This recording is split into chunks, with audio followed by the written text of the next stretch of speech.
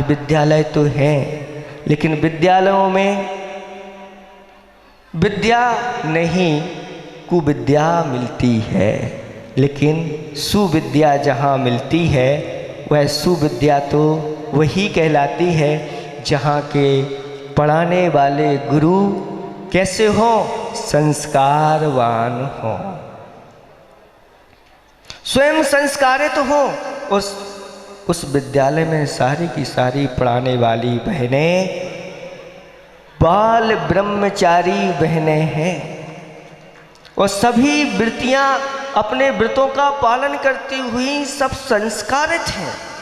जब ऐसी संस्कारित बहनों के द्वारा जब उन बच्चों को शिक्षा दी जाएगी तो वह शिक्षा वास्तव में सुशिक्षा कहलाती है और शिक्षा के साथ साथ संस्कार भी दिए जाएं, क्योंकि संस्कार से रहित अगर व्यक्ति है तो उसका जीवन शून्य है। संस्कार के बिना विद्या का कोई महत्व नहीं है। विद्या वही है जो कैसी हो, मुक्ति को देने वाली हो और बंध को छुड़ाने वाली हो, मुक्तिदायिनी हो और बंध से यानी कर्मों के बंधों से छुड़ाने वाली हो, पाप बंध से छुड़ाने वाली हो। ऐसी विद्या अगर विद्यालयों में मिलती है तो सही सही विद्यालय है। ये बच्चियों के लिए तो आचार्य भगवंत ने कर दिया, ऐसे बच्चों के लिए भी होना चाहिए। क्योंकि अगर बच्चों के लिए सुसंस्कारित पढ़ाने वाले नहीं मिले, पढ़ाने वाले ही स्वयं मांसाहारी हैं और उनके साथ पढ़ने वाले बच्चे भी मांसाहारी हैं, तो संगति में आकर के क्या उनकी दशा होगी, क्या उनके अंदर संस्कार होंगे? होंगे ही नहीं। आचार्य श्री ने मुख माटी में लिखा है कि उजली उजली जल की धारा बादलों से झरती है, धारा धूल में या धूमिल हो दलदल में बदल जाती है। वही धारा यदि नीम की जड़ों में जा मिलती कटुता में ढलती है, सागर में जा गिरती लवड़ा कर कहलाती है। वही धारा बेटा विषधर मुख में जा विषहाला में ढलती है और सागरी सुक्तिका में गिरती स्वाति का काल हो, मुक्ति का वन मोती सी चमकती है बेटा। वही जल की धारा अगर वह कमलिनी के पथ पर पड़ जाती है तो मोती जैसी चमकने लगती है वही धारा। और वही धारा जब वह प्रासुक होकर के श्री जी के सिर पर पड़ती है तो मुनिराज क्या आचार्य भगवंत भी अपने सिर पर धारण करते हैं। ये संगति का प्रभाव रहता है।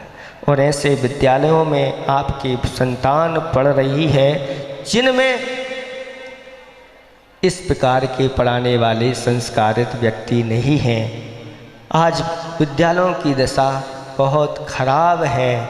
बच्चे लोग जो है ना सब मनमानी करते हैं, जो खाना है वो खा रहे हैं। बीड़ी, सिगरेट, तम्बाकू आदि आदि इन सब चीज़ों का सेवन कर रहे हैं, कुसंगति में पड़े हुए हैं। क्योंकि जैसे शिष्य वैसे ही गुरु, कहते हैं कि जैसे गुरु वैसे चेला, होए नरक में ठेलम ठेला। अब ऐसी दशा होगी तो कहाँ जाएंगी आपकी संतान, कहाँ जाएंगे गुरु? जो गुरु ही विष्णी हो, मांसाहारी हो तो क्या संस्कार उनके ऊपर जाएंगे? आप विचार कर सकते हैं। धीरे धीरे मांसाहार का प्रचार प्रसार बढ़ता चला जा रहा है। अभी सुनने में आया है कि अंडा मांस मछली अब राशन कार्ड के द्वारा राशनों पर भी आने वाले हैं। धीरे धीरे अगर ये सब बढ़ गया तो विद्यालयों में आ जाएंगे। आप अपनी संतान को कैसे सुरक्षित रह पाओगे बताओ। आपके पास क्या कमी है? क्या अपने आप एक नगर में एक अच्छा विद्यालय तैयार नहीं कर सकते? प्रत्येक घर से ऐसे लाखों रुपए आप बच्चों के ऊपर खर्च कर रहे हो पढ़ाई में, क्या आप एक अच्छा विद्यालय तैयार करके, ऐसा विद्यालय हो जिस विद्यालय में एकमात्र शाकाहारी बच्चे ही पढ़ते हो, हम उन बच्चों को उसी विद्यालय में पढ़ाएंगे जो विद्यालय शाकाहारी होगा और पढ़ाने वाले भी शाकाहारी हों, संस्कारित हों, तब आपके बच्चों में वह संस्कार पढ़ेंगे जो संस्कार आगे जाकर के ऐसे वह बड़े बड़े पदों पर जाकर के बच्चे पहुंचते हैं। नहीं तो आज मात्र सिर्फ स्कूलों में कॉलेजों में पढ़ाया जाता है और मात्र एक जॉब के लिए ही घूमते फिरते नज़र आते हैं, मुझे वहाँ जॉब लग जाए, वहाँ जॉब लग जाए, वहाँ जॉब लग जाए। महाराज जी आप आशीर्वाद दो, अच्छी जॉब लग जाए। जॉब का अर्थ क्या होता है भैया बताओ? हैं? नौकरी। तो आप अच्छी नौकरानी बनना चाहती हो क्या? आप अच्छे नौकर बनना चाहते हो? हाथ उठाओ यहाँ पर, कितने लोग अच्छे नौकर बनना चाहते हैं? अरे अच्छी जॉब के लिए तो आशीर्वाद ले लो, अच्छे नौकर बनने के लिए आशीर्वाद नहीं ले रहे आप लोग। बोलो अच्छी नौकरानी कितनी बनना चाहती हैं? यहाँ बैठी हैं, एक भी नहीं बनना चाहती हैं? महाराज जी कह रहे हैं मन में जो है सो है, हाथ नहीं उठाना चाह रहे, बनना तो सब चाहती हैं कह रहे हैं, ऐसा तो नहीं है? नहीं, कोई बनना नहीं चाहता। ये सब शिक्षा का ही परिणाम है, ये सत शिक्षा नहीं कहलाती।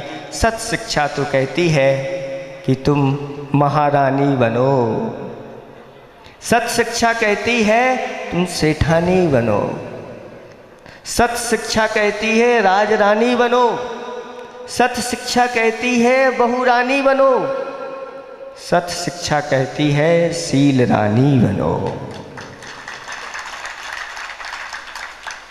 लेकिन नौकरानी उच्च कुल में जन्म लेकर के क्या आपके भाव हो रहे हैं? आप कहाँ जा रहे हैं? यहाँ बहुत सारे नगरों के लोग यहाँ करके आए हैं। आज सबसे हम यही कहना चाहते हैं कि प्रत्येक नगर में एक ऐसा विद्यालय हो जहाँ पर शाकाहारी बच्चे पढ़ते हों, संस्कारवान लोग पढ़ाते हों, तो गर्व से कहना कि हाँ मेरा बच्चा उस विद्यालय में पढ़ता है।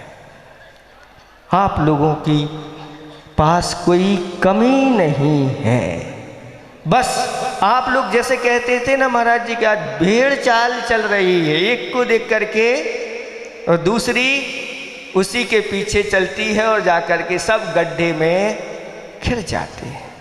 ऐसा नहीं होना चाहिए, क्योंकि अगर ऐसा होता है तो फिर आपका विवेक कहाँ गया? पशुओं में भी आज वर्तमान में विवेक जीवित है। जब पशुओं में विवेक जीवित है, इतना विवेक तो उनके अंदर है, कुछ पशुओं में वह कभी मांस का सेवन नहीं करते, मर जाएंगे लेकिन मांस का सेवन नहीं करेंगे।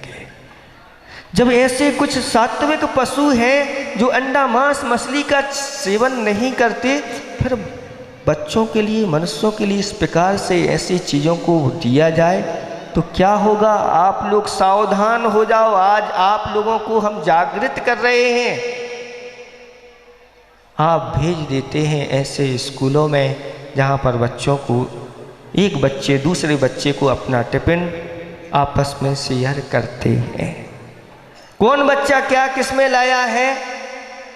हाँ, तो पहले दिन जब महाराज जी आए थे, प्रवेश हुआ था, पूज्य निर्भीक सागर जी महाराज ने यही कहा था कि एक अच्छे विद्यालय की हमें आवश्यकता है।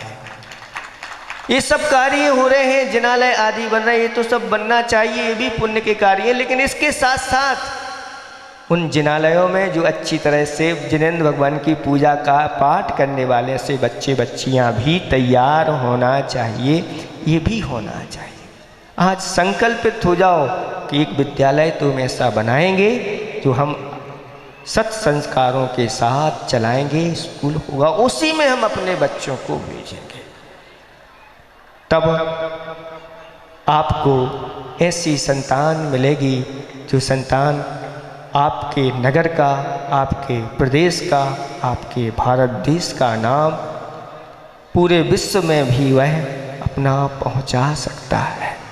इसलिए संगति से आचार्य भगवंतों ने कहा कि ऐसी संगति में आप अपनी संतान को रखिए, जो संतान आप सच्चे माता पिता वही होते हैं जो अपने बच्चों को दुर्गति में जाने से बचाते हैं। नहीं तो समझ लो, जो माता पिता अपने बच्चों को अच्छे संस्कार नहीं देते और ऐसे बच्चे अगर मान लो दुर्गति में चले गए तो वह माता पिता उनके शत्रु हो गए। ऐसे संतान आपके यहाँ आए, ऐसी भावना भाव, नारी जने की भक्त जन के दाता के सूर, एक सूरवीर ऐसा उत्पन्न करो जो पूरे अपने देश की रक्षा कर सके, अपने धर्म की रक्षा कर सके। इस प्रकार से सूरवीर उत्पन्न। नहीं तो कैसे रहो, बांझ रहना ठीक है, नहीं तो क्यों गंवावे नूर, अपने नूर को, अपनी सुंदरता को गंवाओ मत, ऐसे नहीं करो। अच्छी संतान को उत्पन्न करना आपका कर्तव्य है और उनमें अच्छे संस्कार डालना आपका कर्तव्य, यही काम पुरुषार्थ कहलाता है। आचार्य भगवंत ने एक हाई को लिखा है कि बिना विवाह क्या प्रवाहित हुआ धर्म प्रवाह। बोलो, जब इस पृथ्वी पर भोग भूमि थी तब यहाँ पर धर्म का प्रवाह था? नहीं था, यहाँ पर धर्म नहीं था। नो कूड़ा कोड़ी सागर ही अवसर्पणी के और नो कूड़ा कोड़ी उत्सर्पणी के, 18 लगभग 18 कूड़ा कोड़ी सागर तक यहाँ पर विवाह पद्धति नहीं चलती थी। योग्य संतान उत्पन्न नहीं हुई जो धर्म का प्रवाह है, धर्म चक्र को चला सके। लेकिन जब नाभि राय और मरु देवी का विवाह हुआ, आगम के अनुकूल हुआ और उन्होंने इस प्रकार की भावना भाई, उन्होंने अपने सतीत्व के प्रभाव से, उनके अपनी महानता के प्रभाव से, अपने व्रतों के प्रभाव से, अपने विवेक के प्रभाव से, अपने और गुणों के प्रभाव से ऐसी संतान को प्राप्त किया। जो संतान गर्भ में आई है वही उन्हीं से माध्यम से वह धर्म चक्र चला और आज तक पंचम काल के अंत तक वह धर्म चक्र चलना है। हुआ है कि नहीं? लेकिन आज इस कली काल में ऐसी संतान आने से डरती है। क्यों डरती है? कि आज कोई भरोसा नहीं है। किनके ऊपर? आप लोगों के ऊपर, कि वह संतान अगर आ गई स्वर्ग से और अगर आपने उसको गर्भ में ही मार दिया तो क्या होगा? विश्वास नहीं रहा, विश्वास नहीं, यह गर्भ में जाऊंगा तो वहाँ पर जीवित रहूँगा कि नहीं रहूँगा। और गर्भ में ही जो मार देते हैं, कहते हैं कि अगर युद्ध में, अगर धर्म युद्ध चल रहा है उसमें लाखों भी अगर मार दो उतना पाप का बंध नहीं होता जितना पाप का बंध एक गर्भ में आया हुआ जो शिशु है उसको मारने से होता है। इनकी हत्या नहीं की जाती। कौन? जो अतिथि हैं उनकी कभी हत्या नहीं की जाती। जो शरणागत हैं उनकी कभी हत्या नहीं की जाती। और जो अनाथ हैं जिनका कोई नहीं होता उनकी भी नहीं की जाती। और जो आपका स्वयं बेटा है या बेटी है उसकी कभी स्वयं की नहीं जाती। ये सब हैं, उसके अंदर योग्यताएं हैं और उसको अगर आपने गर्भ में मार दिया तो कहते हैं कि हो सकता है जो संतान गर्भ में आई थी वह जन्म ले लेती, और वह अगर सम्यक दृष्टि बन गई तो एक सम्यक दृष्टि की आपने हत्या कर दी। अगर हो सकता है वह वृत्ति बन जाए आगे जाके तो एक वृत्ति की हत्या आपने कर दी। आगे जाकर के वह मुनिराज बन जाए, बहुत सारी संभावनाएं उसमें गर्भित हैं, एक मुनि की हत्या का। हो सकता है वही संतान आकर के ऐसे महान आचार्य पद पर भी प्राप्त हो सके। ये सब दोष लगते हैं, इनका प्रायश्चित कहते हैं बहुत कठिनाई से इनका पाप दूर होता है। ऐसे पाप आज आप लोग इन पापों से बचना, क्योंकि आज बहुत सारी सुविधाएं आ गई हैं। बार बार ऐसे लोग प्रायश्चित लेने आ जाते हैं, महाराज ऐसा हो गया है, ने वह गोली खा ली, ये कर लिया, वो कर लिया। जैसे ही वह आती है गर्भ में संतान, चाहे वह एक अंतर्मुहूर्त की हो, चाहे 1 घंटे की हो, चाहे 1 महीने की, 1 दिन की हो, चाहे 1 महीने की हो, वो सब जीव तो वहाँ पर आ जाता है और उसके मारने का, शिशु को मारने का ब्रह्म हत्या का पाप लगता है, महापातकी कहलाता है। उसके लिए ऐसा कहा गया है कि भवो भवो में संतान की प्राप्ति फिर नहीं हुआ करती है। ऐसा कर्म बन जाता है और बार बार उस जीव को गर्भ में आकर के ही मरना पड़ता है, बार बार ऐसा करना पड़ता है। ऐसे अपराधों से बचना, अपने बच्चों बच्चियों को इस प्रकार के संस्कार बताना, ऐसा कभी अपने जीवन में नहीं करना, क्योंकि ये बताने वाले कौन होते हैं? माँ बाप ही तो होते हैं।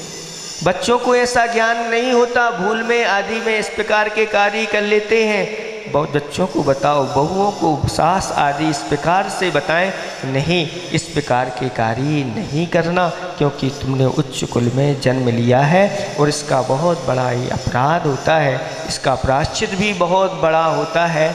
इसलिए इन चीज़ों से बचना।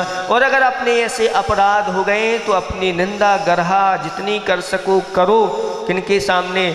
गुरुओं के सामने जाकर के, और प्रायश्चित भूल कर आपको धो लेना चाहिए। समय बहुत हो गया है, इतना ही हम पर्याप्त समझते हैं। संतान के लिए एक अच्छे स्कूल की तो आवश्यक है, और ऐसा अगर स्कूल आपके यहाँ अगर होता है तो मुझे बहुत खुशी होगी। मैं एक हाथ से नहीं, दोनों हाथ से आप लोगों को आशीर्वाद दूंगा कि हाँ, आप लोगों ने एक कार्य किया है जिसमें इस प्रकार के संस्कार बच्चों को मिलते हैं।